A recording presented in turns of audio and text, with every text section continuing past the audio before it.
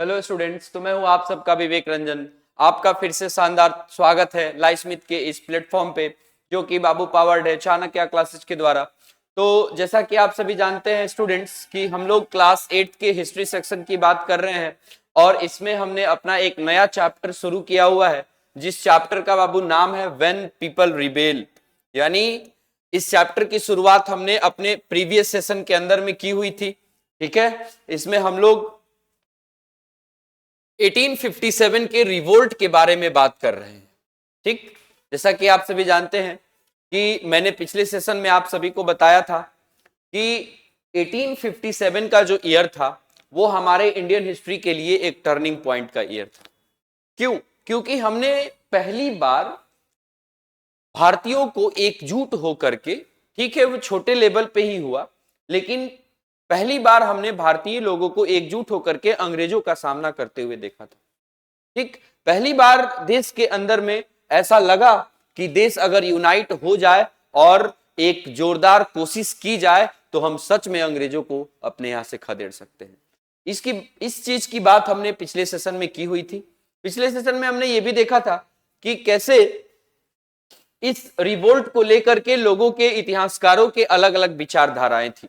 इसकी भी बात हमने करी थी कि अंग्रेजी जो इतिहासकार थे, ब्रिटिश हिस्टोरियंस जो थे, उनका ये मानना था कि it was just a mutiny revolt, sepoy revolt और army revolt. But Indian historians लोगों के विचार ऐसे नहीं थे।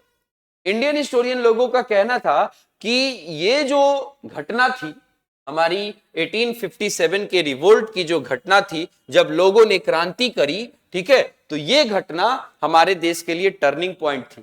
हमारे देश के स्वतंत्रता की पहली लड़ाई थी जिसमें हमने एक छोटी सी कोशिश करी कि हम अंग्रेजों से लोहा लें और उन्हें खदेड़ने का काम करें। ये विचार थे हमारे हिस्टोरियंस के।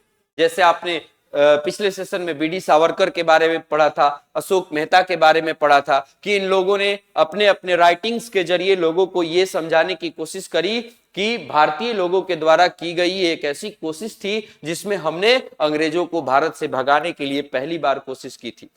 ठीक, उसके बाद हमने अपने उसी सेशन के अंदर में कॉजेज ऑफ रिवोल्ट को शुरू किया हुआ था। उसमें मैंने आप लोगों को बताया था कि इस रिवोल्ट के डिफरेंट कॉजेज थे। कुछ पॉलिटिकल कॉजेज थे, कुछ सोशल एंड रिलीजियस कॉजेज थे, कुछ इकोनॉमिक कॉजेज भी थे और एक तुरंत से तत्कालिक कारण भी था जिसके चलते हमें ये रिवोल्ट देखने को मिला। तो अब हम अपने इस सेशन के अंदर में बारी बारी से उन सारे कॉजेज को देखने वाले हैं। ठीक है, तो सबसे पहले हमारा कॉज आएगा बाबू पॉलिटिकल कॉज, यानी what were the political causes due to which this revolt took place. यानी इस रिवोल्ट के पॉलिटिकल कॉजेज क्या थे। तो सबसे पहले हम लोग पॉलिटिकल शब्द को थोड़ा सा समझने की कोशिश करते हैं। पॉलिटिकल का मतलब होता है कि किसी एक इलाके की बाउंड्री लाइन की जब हम बात कर रहे होते हैं कि उसका पॉलिटिकल फैलाव, एक्सपेंशन कहां से कहां तक है, तो उसको हम लोग पॉलिटिकल शब्द से जोड़ने का काम करते हैं। ठीक है, तो अगर हम यहां पे रिवोल्ट के पॉलिटिकल कॉज को देखेंगे तो हम इसमें यह समझने की कोशिश करेंगे कि अंग्रेजों की वो नीतियां कौन सी थी जिन नीतियों के तहत उन्होंने हमारे भारत में अपने साम्राज्य को विस्तार करने का काम किया और उनका ये जो एम्पायर बिल्डअप था, ये जो पॉलिटिकल एक्सपेंशन था उनका भारत के अंदर में, इस एक्सपेंशन के चलते भारत के लोगों में कैसे डिसकंटेंट की भावना आई और ये डिसकंटेंट जो था एक दिन रिवोल्ट का रूप ले लिया। इसकी बात हम लोग इस चैप्टर के, इस सेशन के अंदर में करने वाले हैं। तो देखते हैं हम लोग पॉलिटिकल कॉजेज क्या थे जिसके चलते हमारा ये रिवोल्ट जो था वो शुरू हुआ। ठीक, तो आप देखोगे कि there were many political causes, बहुत सारे राजनीतिक कारण थे, पॉलिटिकल कॉजेज थे जिसने हमारे देश के रूलर्स को एंटोगोनाइज किया, यानी गुस्सा करने का काम किया, डिसकंटेंट भरने की का काम किया उनके अंदर। ठीक है, और किसके खिलाफ डिसकंटेंट, किसके खिलाफ असंतोष? अंग्रेजों के खिलाफ, अंग्रेजों की उन नीतियों के खिलाफ जिन नीतियों का सहारा लेकर के वो हमारे भारत में अपने साम्राज्य का विस्तार कर रहे थे। तो ये क्या पॉलिटिकल पॉलिसीज थी, वो कौन सी घटनाएं थी जिसके चलते धीरे धीरे करके हमारे भारत के जो रूलर्स थे उन लोगों के अंदर अंग्रेजों के प्रति विरोध की भावना जागृत होने लगी और ये विरोध जो था, ये इनका डिस्कंटेंट जो था, एक बार क्रांति का रूप ले लिया। आइए देखते हैं। ठीक है, देखेंगे, आप देखेंगे कि लॉर्ड डलहौजी, ये साहब लॉर्ड डलहौजी की फोटो है, ये 1848 से 56 तक भारत के गवर्नर रहे और इन्होंने अपनी एक नई पॉलिसी चलाई जिस पॉलिसी का नाम था डॉक्ट्रिन ऑफ लैप्स। क्या था बाबू? Doctrine of lapse. इसका स्टडी हमने चैप्टर 2 में किया हुआ था। ट्रेड टू टेरिटरी जब चैप्टर पढ़ रहे थे तो इसके बारे में हमने पढ़ा था, डॉक्ट्रिन ऑफ लैप्स के बारे में। डॉक्ट्रिन ऑफ लैप्स को एक बार मैं फिर से रिकॉल करता हूं, ये क्या था? तो the system in which if a king was died without any natural heir, then the kingdom would be taken over by the Britishers according to the system of doctrine of lapse। यानी एक ऐसा system जिसके अंदर ये व्यवस्था थी कि अगर कोई भारत का राजा अपना बिना किसी नेचुरल उत्तराधिकारी के मर जाता है, यानी अगर उस राजा का कोई अपना बेटा नहीं होता है, तो उस राजा का जो राज्य होगा, जो साम्राज्य होगा, वो अंग्रेजों के साम्राज्य में मिला लिया जाएगा। क्यों? क्योंकि अंग्रेज ऐसा सिस्टम लगा रहे थे कि गोद लिया हुआ जो बेटा होगा राजा का, जो गोद लिया हुआ संतान होगा, वो नया राजा बनने का अधिकारी नहीं होगा। यह सिस्टम था डॉक्ट्रिन ऑफ लैप्स और इसकी शुरुआत की थी लॉर्ड डलहौजी ने। तो इस सिस्टम के तहत लॉर्ड डलहौजी ने सतारा, झांसी, नागपुर और बहुत सारे छोटे छोटे प्रोविंसेज को अपने सिस्टम में, अपने इंपायर में, अंग्रेजी इंपायर में मिलाने का काम किया। अब जहां पे भी इसने डॉक्ट्रिन ऑफ लैप्स लगाया, क्या वहां के राजा इस बात से असंतुष्ट नहीं होंगे? बिल्कुल होंगे, क्योंकि ठीक है, उनका अपना अगर बेटा नहीं है, अपना नेचुरल उत्तराधिकारी नहीं है, तो वो किसी को तो गोद लेके अपना राज्य दे रहे थे, वो अपना मैनेजमेंट कर रहे थे। लेकिन अंग्रेजों ने गलत तरीके से उनके राज्य को ये डॉक्ट्रिन ऑफ लैप्स के तहत अपने इंपायर में मिला लिया। ये बात भारत के रूलर्स को पसंद नहीं आई, खास करके इन राज्यों में जहां पे ये डॉक्ट्रिन ऑफ लैप्स सिस्टम को थोपा गया था। तो इसके चलते भारतीय रूलर्स के अंदर में एक डिसकंटेंट आया, एक गुस्से की भावना आई।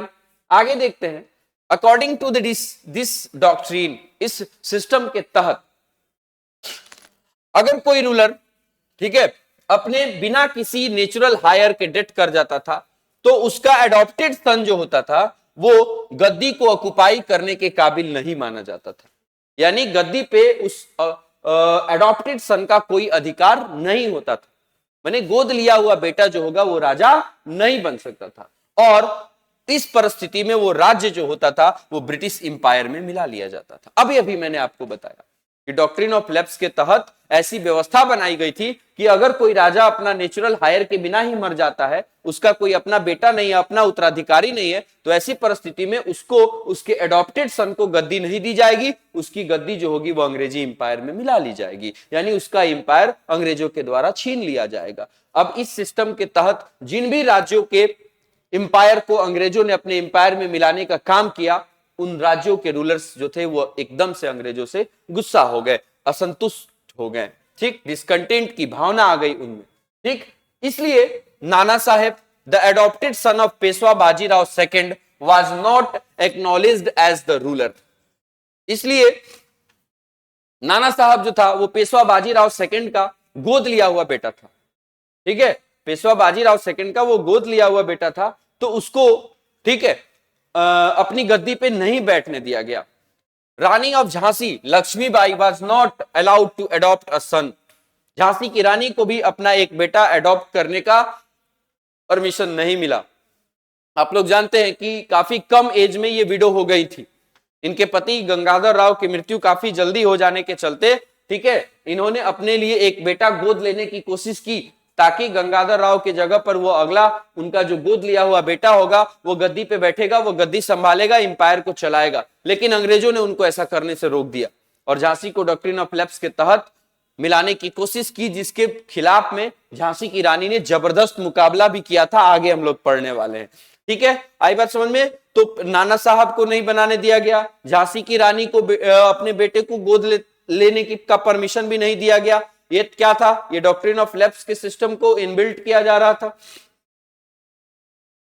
The house of the Mughals was also humbled when the English announced that after the death of Bahadur Shah II, the Mughals would lose the title of kings and his successor would have to leave the Red Fort. ठीक है, मुगलों के साथ भी कुछ ऐसी ही घटनाएं हुई. क्या हुआ कि लॉर्ड कैनिंग ने ये एक फरमान जारी कर दिया, क्या कि जैसे ही बहादुर शाह सेकंड जो कि अंतिम राजा डिक्लेयर कर दिए गए हैं डलहौजी के द्वारा, उनकी मृत्यु जैसे ही होगी उनके परिवार को रेड फोर्ट छोड़ देना पड़ेगा और उनके जो सक्सेसर्स आएंगे, उनके जो बेटे आएंगे, उनके जो परिवार के अगले जनरेशन के लोग आएंगे, उन लोगों को राजा बनने का कोई अधिकार नहीं होगा. वो लोग बस प्रिंस कहलाएंगे और दिल्ली में किसी दूसरे जगह पे उनको रखा जाएगा. ये आप यहाँ पे लाल किला की फोटो देख सकते हैं. ठीक है, पहले मुगलों का परिवार इसी लाल किले में रहता था, लेकिन ऐसा डिसीजन ले लिया गया कि जैसे ही बहादुर शाह जफर की मृत्यु होगी उसके बाद लाल किला को इन लोगों को खाली कर देना पड़ेगा. तो ये सिस्टम मुगलों को पसंद नहीं आया. यानी ये जो पॉलिटिकल पॉलिसी थी मुगलों को हटाने की रेड फोर्ट से, ये उनको एकदम से रास नहीं आई. एकदम वो डिसकंटेंट हो गए, असंतुष्ट हो गए. ठीक है, आगे देखेंगे. लॉर्ड डलहौजी ने अवध का एनेक्सेशन किया. कब? अवध का एनेक्सेशन बाबू होता है 1856 में. ठीक है, through thousands of nobles, gentleman, officers and soldiers out of job. उसने सबसे पहले अवध पे अपना कब्जा जमा लिया. नोबेल लोगों को, उस राज्य के जेंटलमैन को, अधिकारियों को, सैनिकों को, सारे लोगों को उसने जॉब से निकाल दिया. ठीक है, और जॉब से निकालने के बाद अंग्रेजों ने उन लोगों के लिए कोई भी अल्टरनेट एम्प्लॉयमेंट की व्यवस्था भी नहीं की.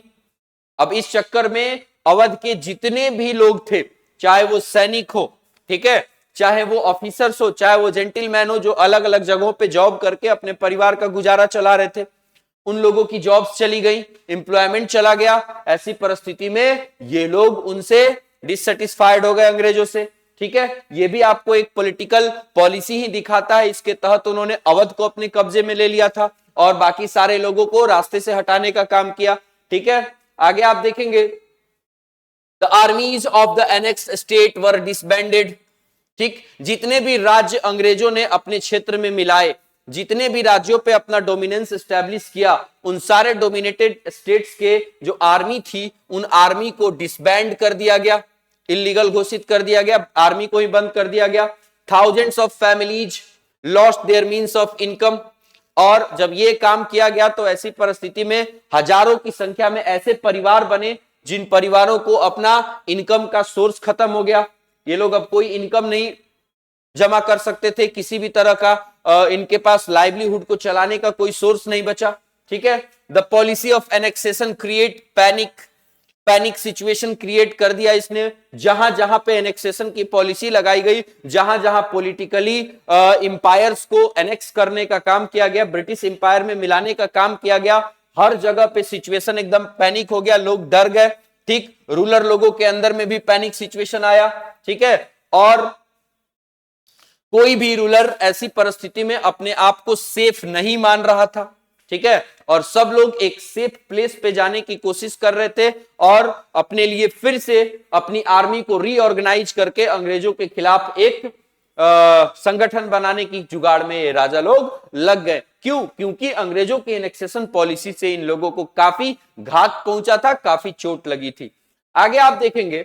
The English had a feeling of superiority. अंग्रेज अपने आप को सुपीरियर समझते थे एंड भारतीय लोगों को, ठीक है, कंटेम्प्ट एंड एरोगेंस नजर से देखते थे.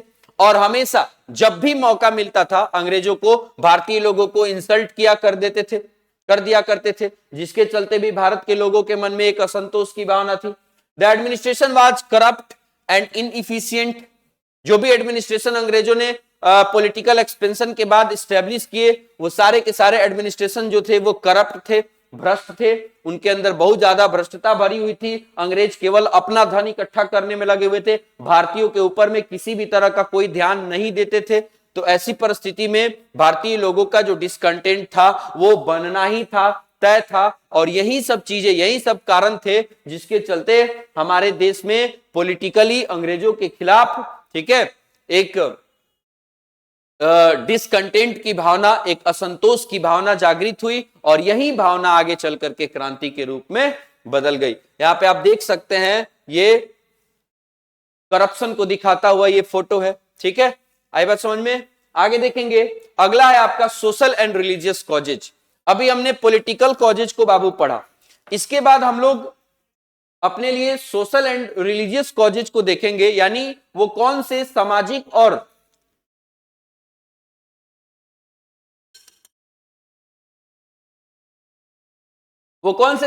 और धार्मिक चेंजेस थे अंग्रेजों के द्वारा किए गए, जिन्होंने लोगों के अंदर में असंतोष की भावना जागृत की, इसके बारे में हमने देखेंगे।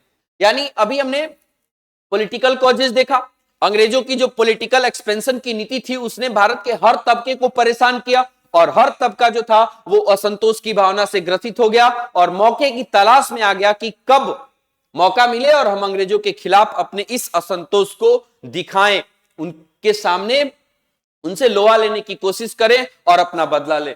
ठीक है, अब हम देखेंगे सोशल एंड रिलीजियस कॉज, सामाजिक एंड धार्मिक कारण जिसके चलते हमारे इस रिवोल्ट को बल मिला। English also began to interfere in social and religious life of the people. ठीक, पॉलिटिकल एक्सपेंशन करने के बाद अंग्रेज नहीं रुके, वो आगे बढ़ के उन्होंने, ठीक है, सामाजिक और धार्मिक, ठीक है, धार्मिक विषयों में भी, भारत के धार्मिक और सोशल विषयों में भी उन्होंने इंटरफेयर करना शुरू कर दिया। अब ये चीजें जो थी वो समाज के बुद्धिजीवी वर्ग के लोगों को पसंद नहीं आ रही थी। ठीक है, तो आप यहां पे देखेंगे कि वो कौन से चेंजेस थे जो अंग्रेजों ने सोशल और रिलीजियस तौर पे किया, जिसके चलते भारत का कुछ तबका इसको पसंद नहीं कर पाया और लोग जो थे वो क्रांति की दौड़ में आ गए, क्रांति करने के लिए उतारू हो गए। ठीक है, आगे देखेंगे हम लोग बाबू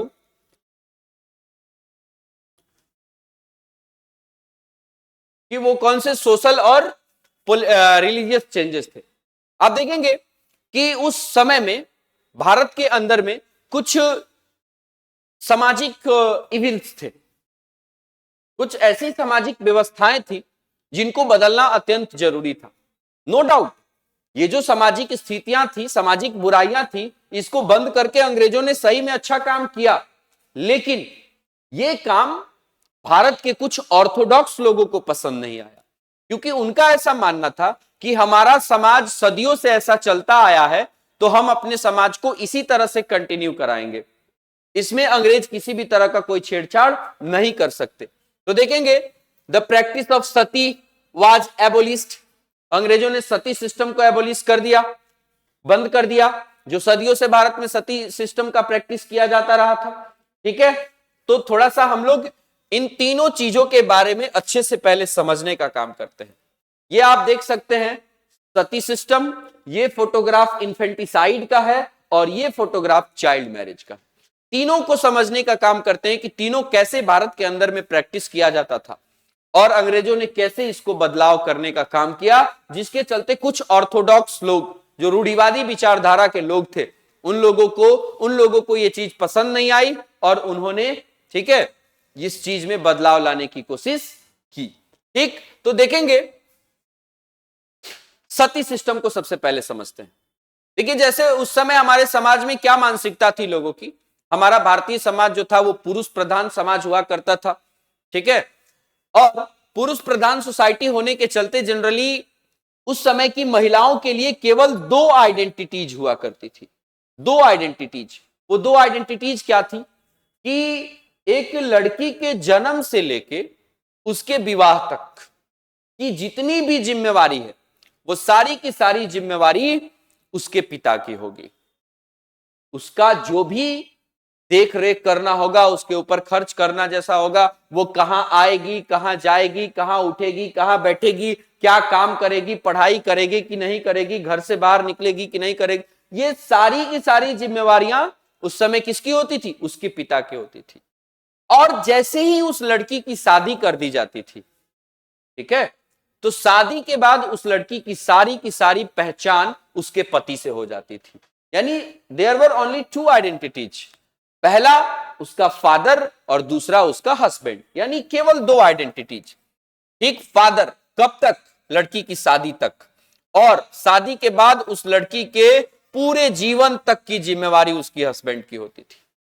ठीक है, अब देखिए अब क्या होता था अब आगे आप देखोगे इसमें तो ये समझ में आएगा कि पुरुष प्रधान सोसाइटी होने के चलते काफी ओल्ड एज के लोग कम उम्र की लड़कियों के साथ शादी करते थे। ठीक है, काफी ओल्ड एज के जो लोग होते थे वो कम उम्र की लड़कियों के साथ शादी किया करते थे।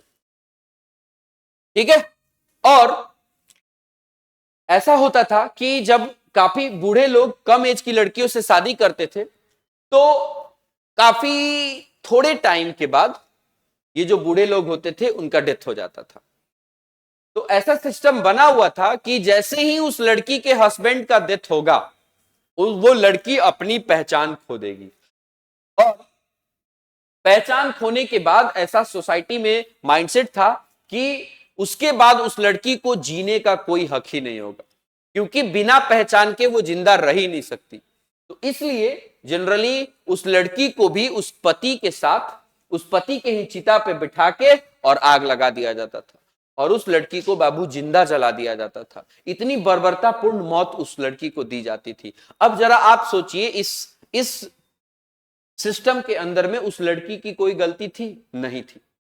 ठीक है, तो अगर अंग्रेजों ने इसको बंद किया तो ये ठीक ही किया कुछ देर के लिए, लेकिन ऑर्थोडॉक्स लोग इसको नहीं पचा पा रहे थे, उनके अंदर ये डिसकंटेंट आ गया था। तो अब देखिए ये सती प्रैक्टिस कैसे किया जाता था। अब जरा आप सोचना, क्या कोई नॉर्मल सिचुएशन में जिंदा जलेगा? जी नहीं। आप कभी ऐसे गलती से कहीं हाथ वाथ जल जाए तो किस तरह का फीलिंग्स आता है मन में, ये हम लोग समझ सकते हैं। समझ सकते हैं कि नहीं समझ सकते हैं? बिल्कुल समझ सकते हैं। तो जब पूरा आप जिंदा हैं और एकदम से चिता पे बिठा के आग लगा दिया गया, नॉर्मल कंडीशन में वो नहीं जलती थी। होता क्या था, ठीक है, कि जैसे ही उसका पति मरता था उस लड़की को बहुत ज्यादा नशा कराया जाता था कि वो लड़की नशे में धुत हो जाए, ताकि उसको पता नहीं चले कि एक्चुअली में उसके साथ होने वाला क्या है, उसके साथ क्या हो रहा है। ठीक, पहले उसको एकदम से नशा कराया जाता था। ठीक, जब उस पति की अर्थी घर से लेके घाट तक जाती थी तो वो रास्ते में लड़की झूमती हुई नाचती हुई जाती थी, क्योंकि वो बेखबर होती थी, उसको पता ही नहीं होता था कि उसके साथ क्या होने वाला, क्योंकि वो नशे में होती थी। उसके बाद जब जैसे ही घाट पे लोग पहुंच जाते थे और जैसे ही जलाने का टाइम आता था, ठीक है, तो गीली लकड़ियों का ज्यादा इस्तेमाल किया जाता था, ताकि क्या हो, ज्यादा धुआं उठे, और ज्यादा धुआं उठे ताकि जो आसपास के लोग हों वो लड़की को जिंदा जलते हुए देख करके काइंडनेस की भावना में आकर के उसे बचाने ना दौड़ जाएं, या फिर लोगों को देख करके परेशानी ना हो किसी तरह की, इसलिए ज्यादा धुआं वाली लकड़ियों का इस्तेमाल किया जाता था। उसके बाद जैसे ही आग लगाई जाती थी, जोर जोर से ढोल नगाड़े ये सब बजाए जाते थे, काफी जोर जोर से आवाज किया जाता था। इसके पीछे ये लॉजिक होता था, क्योंकि जब ये लड़की जिंदा जलेगी तो ये रोएगी, चीखेगी, चिल्लाएगी, अपने आप को बचाने की गुहार लगाएगी, तो इसकी आवाज लोगों तक ना पहुंचे, इसलिए जोर जोर से ढोल बजाए जाते थे। इस सप्रेसिव नेचर के साथ ये सती सिस्टम को प्रैक्टिस किया जाता था। ठीक है, आई बात समझ में? बस इस मानसिकता के लिए कि लड़की के हस्बैंड के मरने के बाद उसकी कोई आइडेंटिटी नहीं बची है and she has to die. आई बात समझ में? इस तरह से ये सती सिस्टम प्रैक्टिस किया जाता था। इस सिस्टम को खत्म किया था 1839 में लॉर्ड विलियम बेंटिक ने। लॉर्ड विलियम बेंटिक ने, ठीक है, लॉर्ड विलियम बेंटिक उस समय भारत का गवर्नर हुआ करता था, उसी ने इस सती सिस्टम को एबोलिश करने का काम किया था। इसमें इसकी बहुत ज्यादा मदद की थी राजा राम मोहन रॉय ने। ठीक है, तो ये सती सिस्टम को एबोलिश कर दिया गया। अब ये ऑर्थोडॉक्स लोगों को नहीं पसंद आया, क्योंकि वो चाहते थे कि अंग्रेज बस यहां शासन कर रहे हैं उतना काफी है, वो हमारे धार्मिक मामलों में ना पड़े, हमारे सामाजिक मामलों में ना पड़े, उसका हम टेक ओवर करेंगे कि हमको क्या करना है। उसके बाद ये देखिए इन्फेंटिसाइड क्या होता है। ठीक, आप देखोगे कि जनरली उस समय जब पैट्रियार्कियल सोसाइटी हुआ करता था, पुरुष प्रधान सोसाइटी हुआ करता था, मेल डोमिनेटेड सोसाइटी होती थी, ठीक है, तो इसमें जनरली लड़कियों के बर्थ को इग्नोर किया जाता था, कि लोगों का ऐसा मानसिकता था कि हमारे जीवन को अच्छे तरीके से चलाने के लिए बेटे ही जरूरी है। तो जब कभी लड़कियां पैदा हो जाती थी तो काफी अर्ली एज में इन लड़कियों को मार दिया जाता था। इन्फेंट एज में लड़कियों को मार देने की घटना इन्फेंटिसाइड कहलाती थी। इसको भारत में इल्लीगल घोषित कर दिया गया, यानी ये प्रैक्टिस पे रोक लगा दिया गया। अब ये भी इन रूढ़िवादी लोगों को पसंद नहीं आया। क्यों? क्योंकि ये कह रहे थे कि आप हमारे सामाजिक जीवन में इंटरफेयर नहीं कर सकते, हम अपने समाज को अपने हिसाब से चलाना चाहते हैं। तो ये था। उसके बाद देखोगे आप, सबसे खतरनाक कंडीशन होता था ये चाइल्ड मैरिज का। चाइल्ड मैरिज का मतलब क्या है? काफी अर्ली एज में लड़कियों की शादी, दिस इज चाइल्ड मैरिज। अब इसमें क्या होता था, लोग जनरली लड़कियों को लेकर के बड़ा कंजर्वेटिव हुआ करते थे। उस समय की सोसाइटी के अंदर में लोगों का यह मानना था कि मर्द जो है, पुरुष जो है, वो बाहर घूमने जाने आने फिरने के लिए आजाद हैं। वो समाज में कहीं भी आ जा सकते हैं। अगर बाहर जाकर के उन्हें पढ़ाई भी करनी है वो पढ़ाई कर सकते हैं, कोई भी काम उनको करना है वो कर सकते हैं, ठीक है। लेकिन लड़कियां जनरली घर में रहने की चीज है। लड़कियों को कहां रहना है? घर में रहना है, ठीक है। लड़कियों के जीवन में बस इतना आना चाहिए कि वो थोड़ी सी बड़ी हो, उनको खाना पीना बनाने आ जाए, घर का झाड़ू पोछा बर्तन आ जाए, बहुत है। लोगों की ये मानसिकता थी ना कि जैसे लड़कियां बड़ी हो जाएंगी, बहुत ज्यादा एज की हो जाएंगी, उन्हें पढ़ने दिया गया, उनको घर से बाहर जाने दिया गया, तो वो कैरेक्टरलेस हो जाएंगी, वो कोई गलत स्टेप उठा लेंगी, या और ज्यादा पढ़ लिख गई तो ये पैट्रियार्कियल सोसाइटी के अंदर में वो आकर के अपने बाबूजी से हिस्सा मांगने लगेंगी। ये माइंडसेट थी। तो इस माइंडसेट के लिए जनरली लोग क्या करते थे कि काफी अर्ली एज में लड़की की शादी करा दो, वो अपने ससुराल में चली जाएगी और वहां फिर पलेगी बढ़ेगी, तो उसमें उसके बिगड़ने के चांसेस कम रहेंगे, वो घर से निकल के घर में ही सिमट जाएगी। इस सोच के साथ लड़कियों की चाइल्ड मैरिज कर दी जाती थी, ठीक, काफी अर्ली एज में शादी हो जाती थी। अब देखिए अर्ली एज में, अब आप बिलीव नहीं करोगे, 4 साल 6 साल 8 साल तक की लड़कियों की शादी हो जाती थी। 4 साल 6 साल में तो शादी, वो गौना का कंसेप्ट हुआ करता था, ठीक है। 8 साल तक आते आते लड़की अपने ससुराल चली जाती थी। और उतने मतलब छोटे से एज में, 8 साल के एज में, जब एक छोटा बच्चा बस 4th या 5th क्लास में पढ़ रहा हो, 4th या 5th क्लास में पढ़ने वाली एक छोटी सी लड़की के ऊपर 2 परिवारों की जिम्मेवारी डाल दिया जाए, क्या वो मैनेज करने के लायक है? नहीं, वो मैनेज नहीं कर पाती थी लड़कियां। अब देखिए जब वो ससुराल जाती थी तो वो जनरली अपने हस्बैंड के पास जाएंगी, फिजिकल होंगी, तो अर्ली एज में जैसे ही उनका एज होता था, ठीक, तो काफी अर्ली एज में ये लड़कियां प्रेग्नेंट हो जाती थी। अब ऐसी परिस्थिति में इनको मां बनने पे मजबूर किया जाता था। तो इसमें क्या दिक्कत होती थी, बच्चे पैदा करते टाइम ये उस दर्द को, उस पीड़ा को बर्दाश्त नहीं कर पाती थी और इस सिचुएशन में लड़कियों की डेथ हो जाती थी। इतनी बर्बरतापूर्ण बिहेवियर इनके साथ की जाती थी। तो चाइल्ड मैरिज को भी अंग्रेजों ने एबोलिश कर दिया कि चाइल्ड मैरिज का प्रैक्टिस नहीं किया जाएगा भारत के अंदर में, ठीक। तो ये जितने भी चेंजेज अंग्रेजों ने किए, चाहे वो सती सिस्टम को एबोलिश करना हो, चाइल्ड मैरिज को एबोलिश करना हो, इन्फेंटिसाइड को एबोलिश करना हो, एक और सिचुएशन था, विडो रीमैरिज एक्ट को भी पारित कर दिया गया। विडो रीमैरिज एक्ट यानी अंग्रेजों ने एक कानून ऐसा बना दिया कि विधवाएं चाहे तो फिर से दोबारा शादी कर सकती हैं, ठीक है। अब ये विडो रीमैरिज एक्ट क्या था ये समझेंगे। यानी जनरली जब लड़कियां जो सती होने से बच जाती थी वो विधवाओं का जीवन बिताती थी, विडो बन के रहती थी, तो विडोज के साथ काफी समस्याएं होती थी। लोग उनको हीन भावना से देखते थे, कोई उसकी शकल नहीं देखना चाहता था, किसी भी तरह का धार्मिक या सामाजिक कोई जो अकेजन होता था उस अकेजन में उसको जाने नहीं दिया जाता था। एक उजला कलर का कपड़ा उसे दे दिया जाता था कि तुमको यहीं पहन के अब अपनी पूरी जिंदगी बिता देनी है, तुमको क्या खाना है क्या नहीं खाना है, कहां जाना है कहां नहीं जाना है, ये सारा चीज उसी टाइम डिसाइड कर दिया जाता था। तो इनका जीवन काफी कष्टमय हो जाता था। अब इससे बचने के लिए बस एक ही उपाय था कि एक ऐसा कानून बना दिया जाए, एक ऐसा सिस्टम लागू कर दिया जाए जिसमें विधवाएं फिर से दोबारा से शादी करने के लिए कैपेबल हो जाए। तो ये कानून बना दिया गया, ठीक है, विडो रीमैरिज एक्ट लागू कर दिया गया। अब जब ये कानून लागू कर दिया गया तो ये ऑर्थोडॉक्स लोगों को और खराब लगा कि भाई ये हमारे सोशल सिस्टम को खत्म करने की कोशिश कर रहे हैं, जो कि हम किसी भी कीमत पे बर्दाश्त नहीं कर सकते।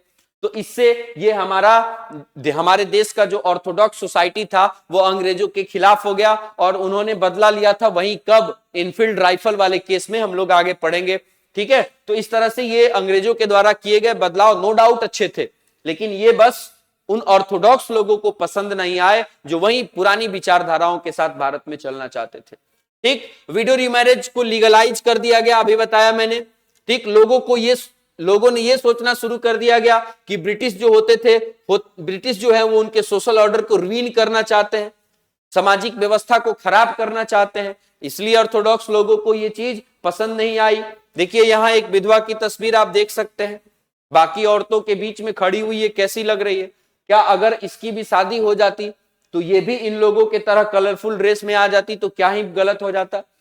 तो ये सिस्टम अंग्रेजों ने लॉन्च कर दिया जो भारत के कुछ लोगों को पसंद नहीं आया, क्योंकि वो ऐसा सोचते थे कि अंग्रेज हमारे सोशल ऑर्डर को रुइन करने में लगे हुए हैं, बदलने में लगे हुए हैं, खराब करने में लगे हुए हैं। ठीक, Christian missionaries began to convert the Hindus and the Muslim into Christianity. ये काम भारतीयों को पसंद नहीं आया, क्योंकि ये बात सही है कि क्रिश्चियन मिशनरीज के लोगों ने अलग अलग जगहों पे जाकर के हिंदू और मुस्लिमों को क्रिश्चियन बनाना शुरू कर दिया।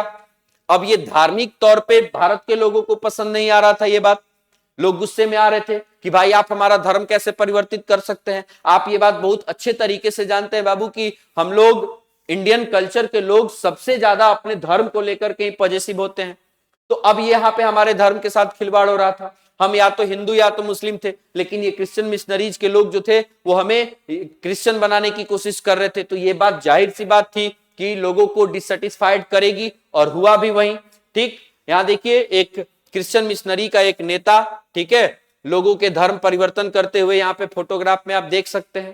ठीक है, आगे देखेंगे जो टेलीग्राफ का इंट्रोडक्शन था, टेलीग्राफ डलहौजी के टाइम पे आया, रेलवे, ठीक है, और वेस्टर्न एजुकेशन का प्रसार, इन सारी चीजों ने, ठीक है, भारत के लोगों के दिमाग में एक डर पैदा कर दिया और एक शक पैदा कर दिया कि अंग्रेज जो है वो हमारे हर एक सिस्टम को बदलना चाहते हैं। जैसे पहले हमारे देश में इस तरह का एजुकेशन सिस्टम हुआ करता था, ठीक है, लोकल भाषाओं में पढ़ाई होती थी। ठीक, अंग्रेजों ने अलग अलग मिशनरीज स्कूल के माध्यम से एकदम से एजुकेशन का तरीका ही बदल दिया। इंग्लिश मीडियम का education, new system of education उन्होंने लॉन्च कर दिया। क्यों? क्योंकि अंग्रेज ऐसा चाहते थे ना कि जब तक भारतीय लोग पढ़े लिखे नहीं होंगे तब तक वो हमारे अच्छे सब्जेक्ट्स नहीं बन सकते। उनको अगर अपनी अच्छी प्रजा बनानी है, अच्छा गुलाम बनाना है, तो अपनी भाषा सिखानी पड़ेगी। जब उनको हमारे भाषा की आदत हो जाएगी तो उनको रूल करना आसान हो जाएगा। अब वही जो भारत का बुद्धिजीवी वर्ग था वो इसको ऐसे देख रहा था कि ये हमारे सिस्टम के साथ खिलवाड़ हो रहा है, ये हमारे कल्चर को बदलने की बात हो रही है, हम ये बर्दाश्त नहीं करेंगे। ठीक है, तो ये कारण था लोगों में डिसकंटेंट आने का। ठीक, अंग्रेजी सरकार ने मंदिरों और मस्जिदों के लिए जमीन को फिक्स करना शुरू कर दिया। ठीक है, और ज्यादातर मंदिरों और जमीनों को छेक करके जो एक्स्ट्रा जमीनें थी चैरिटेबल इंस्टीट्यूशंस को देना शुरू कर दिया। अब इससे जो मंदिर के पुजारी थे या मस्जिद में पूजा करने वाले लोग थे उन लोगों को यह बुरा लगने लगा कि भाई मंदिर की जमीन छीन के आप कैसे ऐसे किसी को दे सकते हैं। तो ये बात भी लोगों को पसंद नहीं आई, इसके चलते भी लोगों में डिसकंटेंट की भावना आई। ठीक है, उसके बाद आप देखोगे in 1850 the government passed a law which enabled to convert Christianity to inherit his ancestral property. ठीक है, यानी एक ऐसा कानून बनाया गया कि जो क्रिश्चियनिटी के अंदर में कन्वर्ट होगा उसको अपना एंसेस्ट्रल प्रॉपर्टी दे दिया जाएगा। People could not tolerate this interference in their religion, और भारत का कोई भी नागरिक इस तरह का टॉलरेंस, इस तरह का इंटरफेरेंस अपने धर्म के मामले में बर्दाश्त नहीं कर सकता था। इसलिए लोगों के अंदर में गुस्से की भावना जागृत होने लगी। ठीक, यानी अंग्रेजों ने बड़े लेवल पे हिंदू और मुस्लिमों को क्रिश्चियन बनाना शुरू कर दिया, जिसके चलते भारत के लोग इसको अपने धर्म के साथ खिलवाड़ समझने लगे और अंग्रेजों के खिलाफ अपनी आवाज बुलंद करने लगे। ठीक, आगे आप देखोगे the spread of western culture, धीरे धीरे करके अंग्रेजों ने अपना कल्चर डालना शुरू कर दिया, चाहे वो ड्रेस के माध्यम से हो, चाहे पढ़ाई के माध्यम से हो, चाहे बोलचाल के माध्यम से हो, चाहे बाजार के माध्यम, मतलब भारत के हर एक स्फीयर में उन्होंने अपने वेस्टर्न कल्चर को डालना शुरू कर दिया। वो कपड़े भी बनाते थे, वेस्टर्न डिजाइन के कपड़े बनाते थे। कभी वो लंदन की फैक्ट्री से धोती कुर्ता बना के नहीं भेजते थे, हमेशा सूट का ही कपड़ा बना के भेजेंगे। ठीक, महिलाओं के लिए भी वेस्टर्न ड्रेसेज आने लगे थे। वो अपनी भाषाओं को थोपते थे, लोगों को मॉडर्नाइजेशन का झांसा देकर के इन सब चीजों को लोगों के माइंड में, दिलों में इनबिल्ट करना शुरू कर चुके थे। ठीक, उसके बाद उन्होंने अपना एजुकेशन सिस्टम को भी लॉन्च कर दिया। ठीक है, अब इससे क्या हुआ कि भारत के अंदर में पंडित और मौलवी लोगों को गुस्सा आना शुरू हो गया। जो लोग जनरली अपने धर्म के लोगों को अपनी धार्मिक शिक्षाएं दिया करते थे, उन लोगों को यह बात बुरी लगने लगी कि भाई जब अपना अंग्रेजी एजुकेशन ये लोग जारी करेंगे, ठीक, अपने कल्चर को जारी करेंगे, तो फिर हम अपने धर्म का प्रचार कैसे कर पाएंगे। ये कारण बना इन लोगों के मन में डिसकंटेंट लाने का। ठीक है, तो यहां तक हमने बाबू पॉलिटिकल और सोशल एंड रिलीजियस कॉजेस देखा जिसके चलते ये रिवोल्ट को गति मिली। यानी अंग्रेजों की जो पॉलिटिकल एक्सपेंशन की नीति थी उसने भारत के कुछ तबके को निराश किया, असंतुष्ट किया। उसी तरह अंग्रेजों का जो सोशल और रिलीजियस इंटरफेरेंस था देश के अंदर में, उसने भी लोगों के मन में, ठीक है, एक असंतोष की भावना जागृत करने की कोशिश की। ठीक, भावना विकसित करने का काम किया, जिसके चलते लोगों के अंदर डिस्कंटेंट आया, लोग एकजुट होते गए और अंततः 1857 आते आते जैसे ही वो इनफील्ड राइफल वाला घटना हुआ, मंगल पांडे की फांसी वाली घटना हुई, लोग विद्रोह करने पे उतारू हो गए और लोगों ने विद्रोह अपना दिखाया भी। तो बाबू इस तरह से हमने यहाँ पे 2 कॉजेस देख लिए। अगला इकोनॉमिक कॉज, ठीक है, हम लोग अगले सेशन में कंटिन्यू करेंगे। तब तक के लिए थैंक यू वेरी मच।